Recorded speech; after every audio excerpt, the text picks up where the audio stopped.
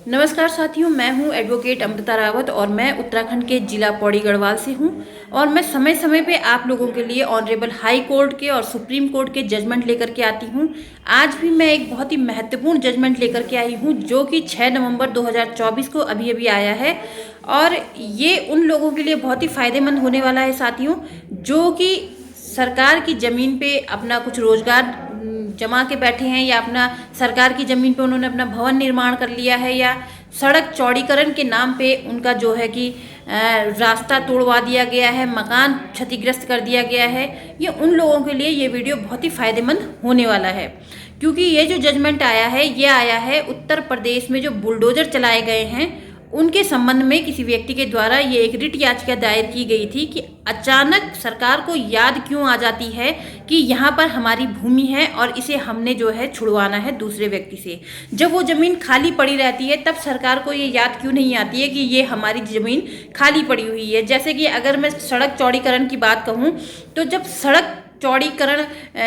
के रूप में जो है कि बुलडोजर चलाए जाते हैं लोगों के मकान में, सरकार को तब ये ख्याल क्यों नहीं आता जब वो मकान बनाए जाते हैं, जब वो मकान में सीढ़ियाँ सड़क पे निकाली जाती हैं सरकारी ज़मीन पे। सरकार तब भी तो उन्हें नोटिस दे करके ये चिता सकती है कि भाई ये ज़मीन यहाँ पे आपकी नहीं है और आप जो है कि थोड़ा सा पीछे अपना मकान बनाइए या अपनी सीढ़ियों को थोड़ा सा पीछे करिए, क्योंकि यहाँ से आगे जो है सरकार की ज़मीन है। सरकार को कभी भी ये याद समय से पहले नहीं आती है, लेकिन जब किसी का निर्माण हो जाता है उसके 8, 10, 25, 30 साल बाद सरकार को अचानक से याद आती है और कई जगह में बिना नोटिस दिए ही जो है भवन को क्षतिग्रस्त कर दिया जाता है। तो साथियों, आज की ये वीडियो बहुत ही ध्यान से देखिएगा और शेयर कीजिएगा उन लोगों को जो कि इस चीज़ से जूझ रहे हैं। तो आइए शुरू करते हैं 6 नवंबर 2024 के इस जजमेंट की फैक्ट के बारे में।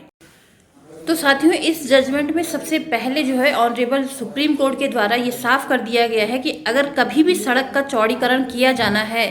तो सबसे पहले हमें उसके जो है पुराने मानचित्र और उसके पुराने डॉक्यूमेंट के द्वारा ये एक मोटा मोटा सर्वे करना चाहिए कि पहले जो सड़क 21 फीट की चौड़ी थी आज वो 26 फीट की चौड़ी क्यों की जाए। क्योंकि जो सड़क पुराने आज से 20 साल 25 साल के रिकॉर्ड में, पुराने रिकॉर्डों में 21 फीट चौड़ी थी, वो आज 26 फीट चौड़ी क्यों की जाए। और जब वो 26 फीट चौड़ी अगर पास हुई थी तो वो 21 फीट की उस समय क्यों बनी। आपने उस समय क्यों इस चीज़ को नज़रअंदाज कर दिया कि कागज़ों में पास है 26 फीट की सड़क और उस समय बनी है, यानी कि आज से 20-40 साल पहले जो है उसको 21 फीट बना दिया गया। यानी कि वो 5 फीट की सड़क कहाँ गई उस समय, वो ज़मीन कहाँ गई उस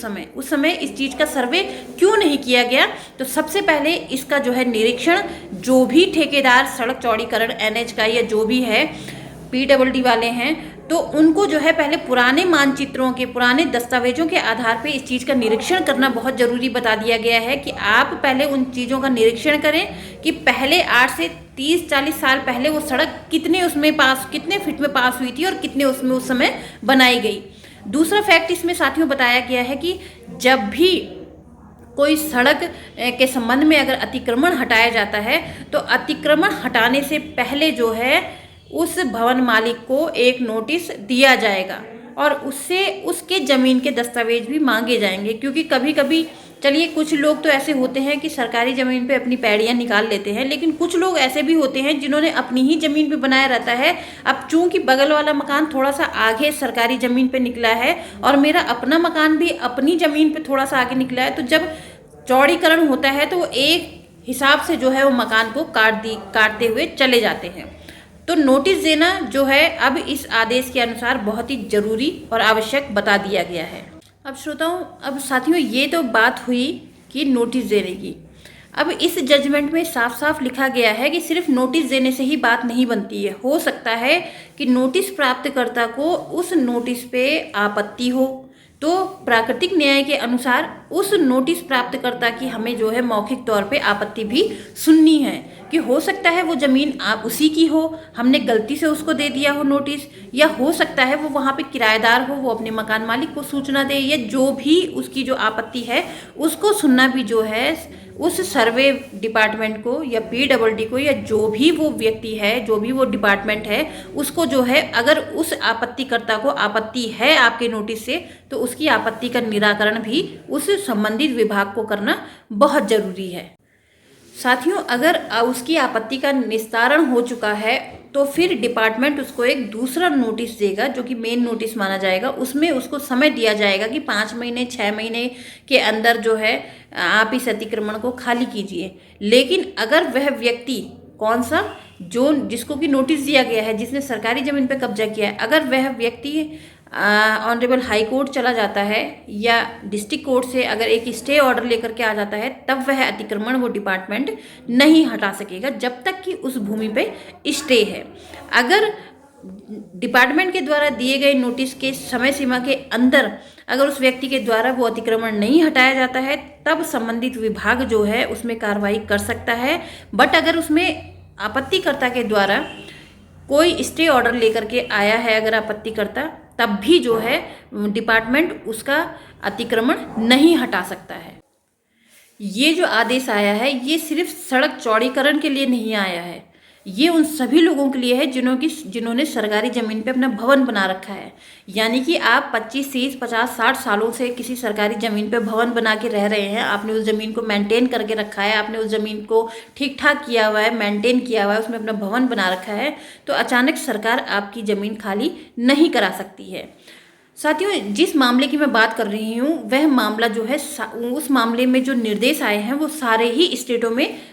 लागू किए जाएंगे। यानी कि ऑनरेबल सुप्रीम कोर्ट ने ये सभी स्टेटों के लिए ये दिशा निर्देश जो मैंने आपको बताए हैं वह जारी करने के और तुरंत इसे लागू करने के आदेश दे दिए हैं। इस मामले में जो याचिकाकर्ता था उसके अनुसार जो है राज्य को 25 लाख रुपए तक का जुर्माना